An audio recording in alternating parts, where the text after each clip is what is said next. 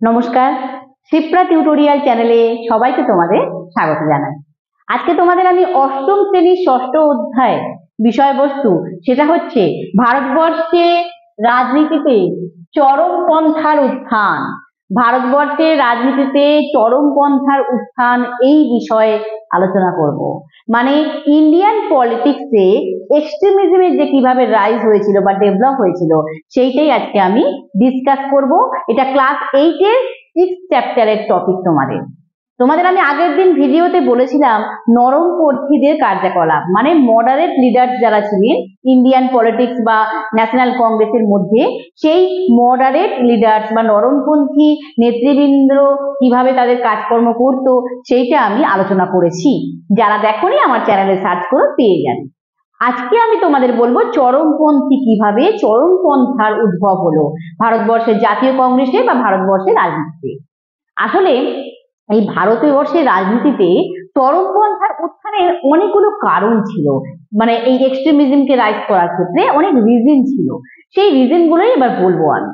একদিকে যেমন ভারতবর্ষে এই যে নরমপন্থী নেতৃবৃন্দের বিভিন্ন কার্যকলাপের ক্ষেত্রে কি হয়েছিল, কার্যকলাপের ক্ষেত্রে বিভিন্ন সীমাবদ্ধতা ছিল। যে যারা আর কি নরমপন্থীরা যে সমস্ত কাজকর্ম করতো, যা কিছু কর্মসূচি নিত, সেক্ষেত্রে একটা সীমাবদ্ধতা মানে একটা রেস্ট্রিকশন ছিল। মানে এক তো ওরা ব্রিটিশ শাসনকে সমর্থন করেছিল, ব্রিটিশ শাসনের মধ্যে থেকেই তারা সব রকম ভারতবর্ষের পরিবর্তন চেয়েছিল। তো এটা তো একটা সীমাবদ্ধতা, এটা একটা রেস্ট্রিকশন, সেটা যেমন ছিল। এর সঙ্গে ছিল কোনো রাজনৈতিক সাফল্য, মানে বাস্তব রাজ্য কোনো রাজনৈতিক সাফল্য লাভে তারা ব্যর্থ ছিল। মানে তারা কোনো কর্মসূচি ঠিক মতো নিয়ে বাস্তবে সেটা রূপ দিতে পারতো না, কোনো কনক্রিট পলিটিক্যাল সাকসেস তারা অ্যাচিভ করতে পারেনি। কারা? এই মডারেট লিডারসরা। সেই সময় আদি পর্বে মানে বিগিনিং টাইমটাতে যে সমস্ত কাজকর্ম করতো, তার কারণগুলো কি সেটাও আমি তোমাদের আলোচনা করেছি, যে কেন তারা কোনো বাস্তবে কর্মসূচিগুলো নিয়ে উদ্যোগ নিতে পারেনি।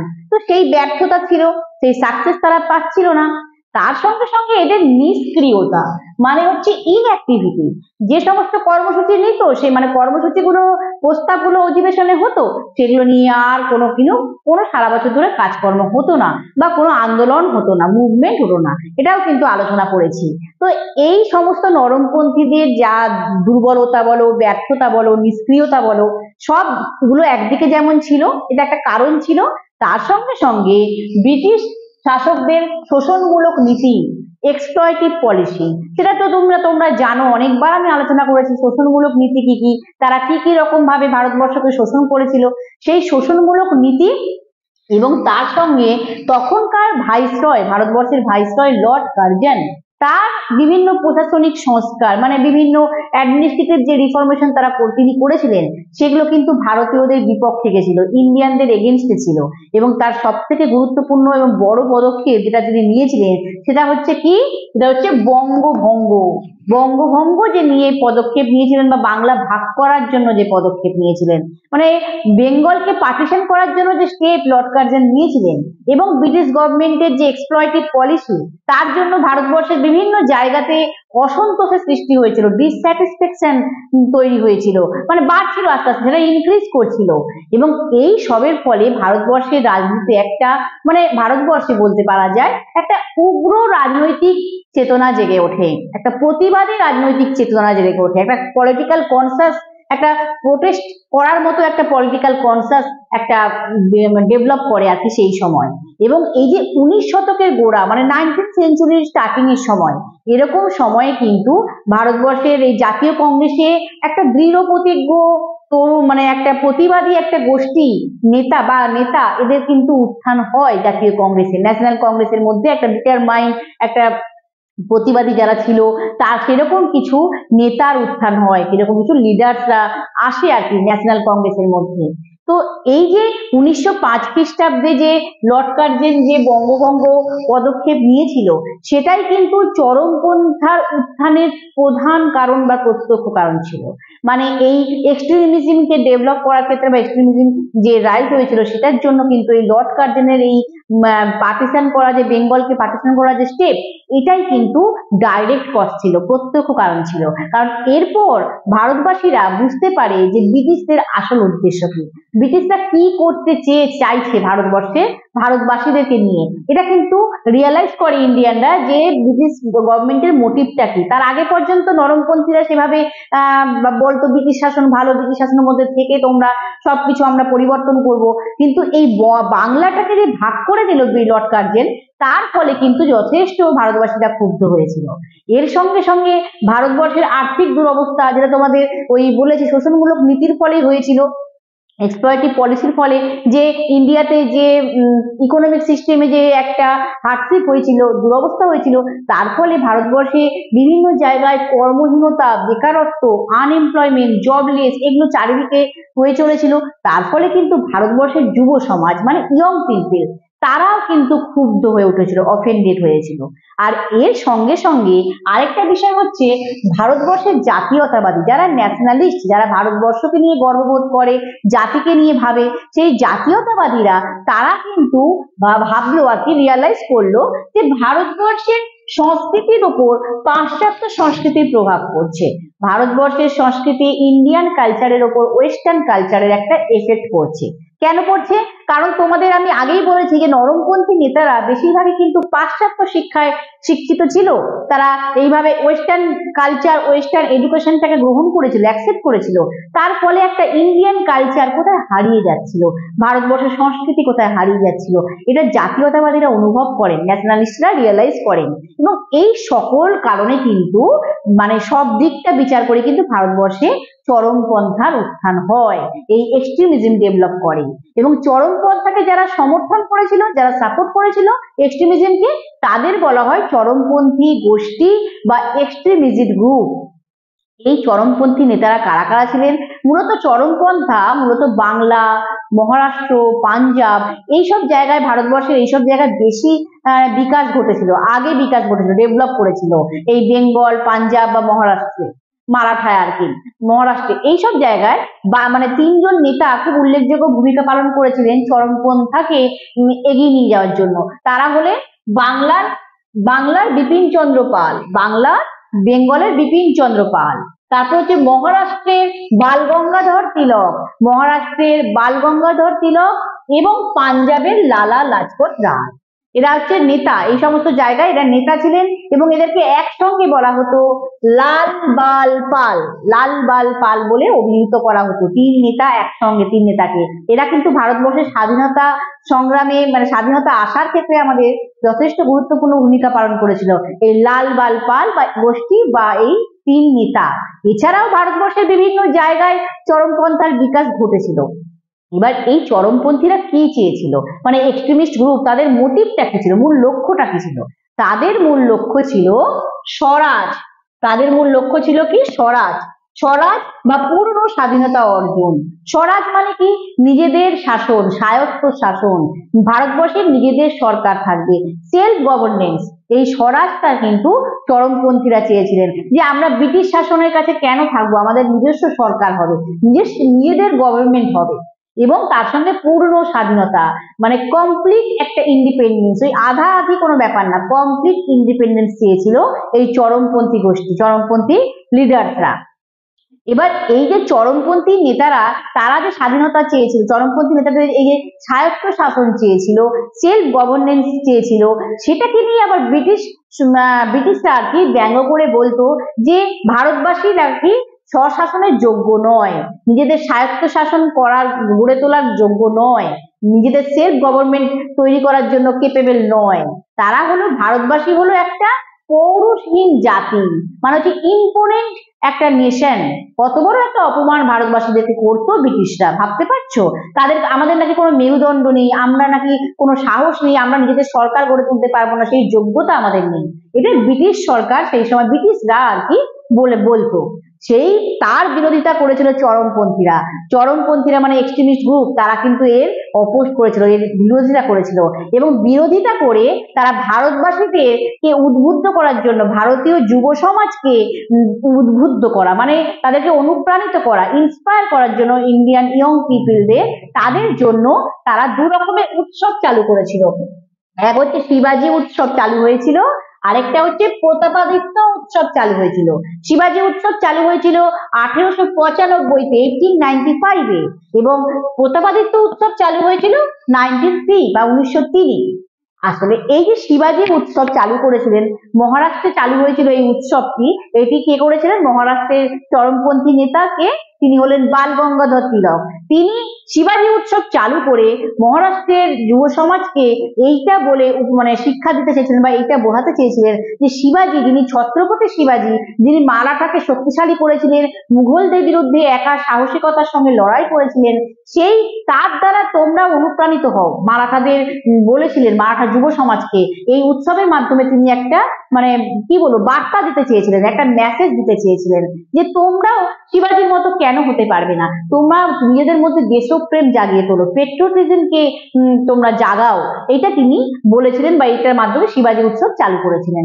আর এই উৎসবের দ্বারা অনুপ্রাণিত হয়ে সরলা দেবী চৌধুরানী, এনারও একটা ইতিহাস আছে। উনি ইতিহাসে একজন খুবই গুরুত্বপূর্ণ ব্যক্তিত্ব, মহিয়সী নারী সরলা দেবী চৌধুরানী। তিনি তখনকার সময় একজন শিক্ষাবিদ ছিলেন বা এডুকেশনালিস্ট ছিলেন, এবং তার সঙ্গে সঙ্গে তিনি একজন সক্রিয় রাজনৈতিক কর্মী। তখনকার সময় একজন অ্যাক্টিভ পলিটিশিয়ান ছিলেন। আরেকটা পরিচয় ওনার ছিল, তিনি ছিলেন ঠাকুর বাড়ির আত্মীয়া, রবীন্দ্রনাথ ঠাকুরের যে আত্মীয়া, মানে দূর মানে মামাতুতো মামার সম্পর্কে আর কি, মামার বংশের তরফ থেকে আত্মীয়া। রবীন্দ্রনাথ ঠাকুর বাড়ির একজন রিলেটিভ ছিলেন কে? এই সরলা দেবী চৌধুরানী। তিনি এই শিবাজি উৎসব যে চালু হয়েছিল তার দ্বারা অনুপ্রাণিত হয়ে, ইন্সপায়ার্ড হয়ে তিনি কিন্তু প্রতাপাদিত্য উৎসব চালু করেন 1903-তে বা 1903-এ প্রতাপাদিত্য উৎসব বা ফেস্টিভ্যাল চালু করেন। এই প্রতাপাদিত্য ছিলেন একজন বাংলার বীর যোদ্ধা, বেঙ্গলের একজন হিরো ছিলেন, এবং সেই তাকে মানে বাংলার যুব সমাজকে অনুপ্রাণিত করার জন্য, উদ্বুদ্ধ করার জন্য সরলা দেবী চৌধুরানীও একইভাবে এই প্রতাপাদিত্য উৎসব চালু করেন। আসলে এই দুটো উৎসবই ছিল একটা কি বলবো মানে একটা যুব সমাজের কাছে একটা দেশপ্রেম জাগিয়ে তোলার জন্য একটা আয়োজন, যাকে বলে দেশাত্মবোধক আয়োজন, মানে পেট্রিয়টিক ইভেন্ট যাকে বলে। এবং এর দ্বারা তারা বার্তা দিতে চেয়েছিলেন, এই শিবাজি উৎসব বা প্রতাপাদিত্য উৎসবের মাধ্যমে এনারা বার্তা দিতে চেয়েছিলেন যুব সমাজকে যে তোমরা দেশের প্রতি, মাতৃভূমির প্রতি কর্তব্যপরায়ণ হও, তোমরা নিজের কান্ট্রি, নিজের মাদারল্যান্ডের প্রতি বিউটিফুল হও। এইটা কিন্তু এরা বার্তা দিচ্ছিলেন, মেসেজ দিয়েছিলেন, এবং নিজেরা তাদেরকে উৎসাহিত করছিলেন, বীরত্বপূর্ণ কোনো কাজ করার জন্য উৎসাহিত করছিলেন, মানে কোনো হিরোইক অ্যাক্ট করার জন্য এনকারেজ করছিলেন। তারা এই মহারাষ্ট্রে বাল গঙ্গাধর তিলক বা সরলা দেবী চৌধুরানী এই উৎসবগুলো চালু করার মাধ্যমে। এ শুধুমাত্র মানসিকভাবেই তাদেরকে চরমপন্থীরা শক্তিশালী করতে চাননি, তারা শারীরিক ভাবেও কিন্তু যুব সমাজকে শক্তিশালী করতে চেয়েছিলেন। এই চরমপন্থী গোষ্ঠী বা এক্সট্রিমিস্ট গ্রুপ তারা সেই উদ্যোগ নিয়েছিলেন, কারণ তারা বুঝতে পেরেছিলেন যে ভারতীয় যুব সমাজই পারবে ভারতবর্ষের স্বাধীনতা আনতে, এবং এই তরুণ প্রজন্মকে যদি উদ্বুদ্ধ করা যায়, মানসিকভাবে তাদের যদি দেশকে ভালোবাসতে শেখানো যায় এবং তাদের শারীরিকভাবে যদি শক্তিশালী করা যায়, তাহলে স্বাধীনতা পথটা অনেকটা মসৃণ হবে। তাই কারণ ইন্ডিপেন্ডেন্সটা সহজে আসবে, ইজিলি আসবে আর কি। ইজিলি তো কোনো কিছু আসে না, সহজে আসেনি, কিন্তু অনেকটা এগোনো যাবে আর কি, এটা চরমপন্থীরা ভেবেছিলেন।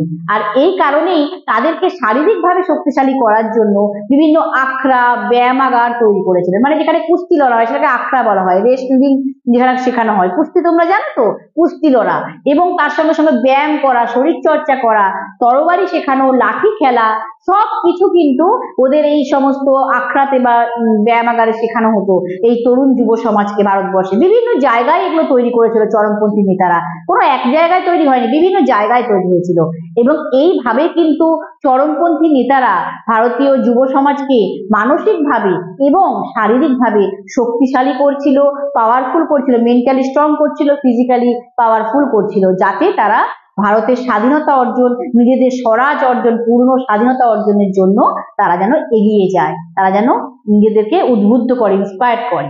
তো এই জন্য তারা এই উৎসব দুটি চালু করেছিল।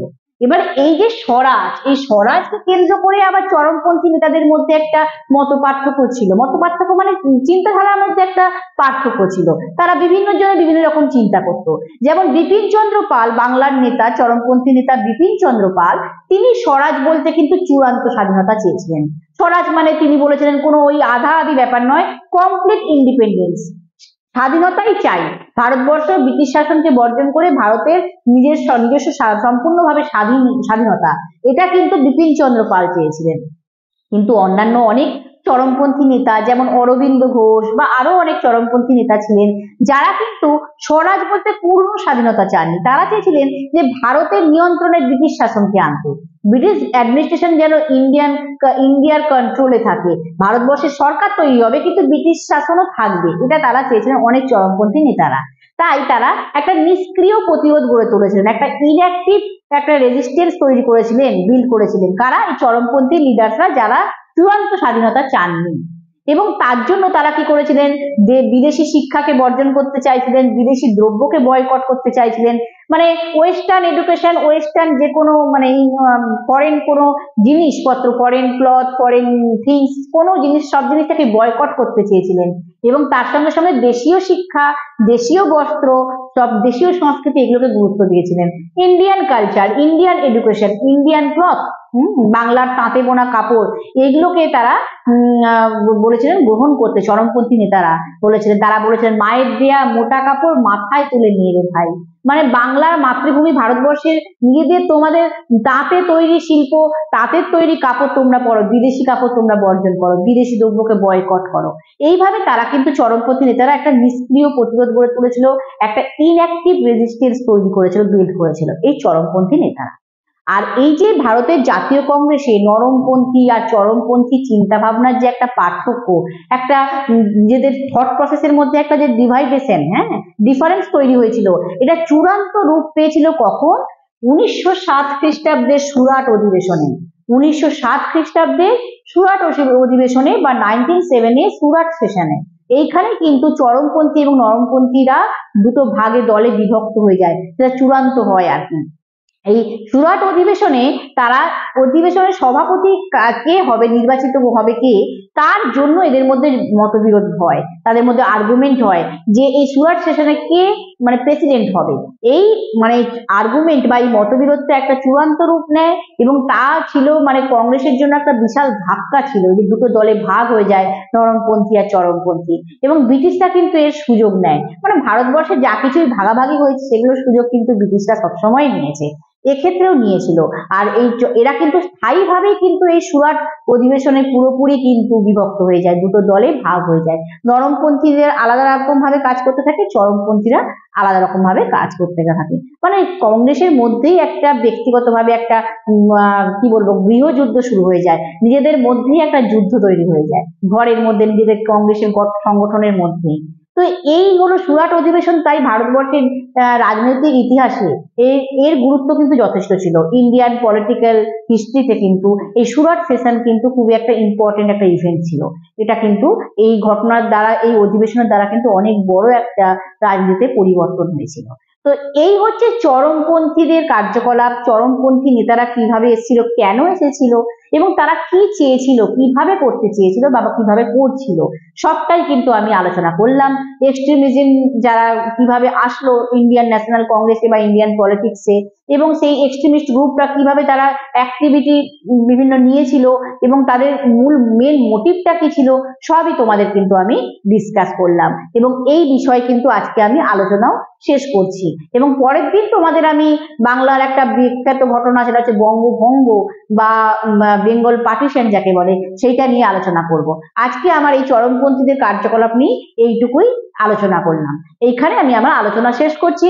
এবং আলোচনা শেষে তোমাদেরকে আবারও বলতে চাই, যারা তোমরা সবাই শিক্ষার পথে এগোতে থাকছো তো, মন দিয়ে ইতিহাসটাকে পড়ছো তো, ইতিহাসটাকে ভালোবাসছো তো, তোমাদের এরপরে অ্যানুয়াল পরীক্ষার দিকে তোমরা এগোচ্ছ, এবছরের শেষ পরীক্ষা, যে পরীক্ষার দ্বারা তোমাদের পরবর্তী ক্লাসে তোমরা উঠবে, তাই এই পরীক্ষার জন্য তোমরা কিন্তু ইতিহাসটাকে এবার ভালোবাসো।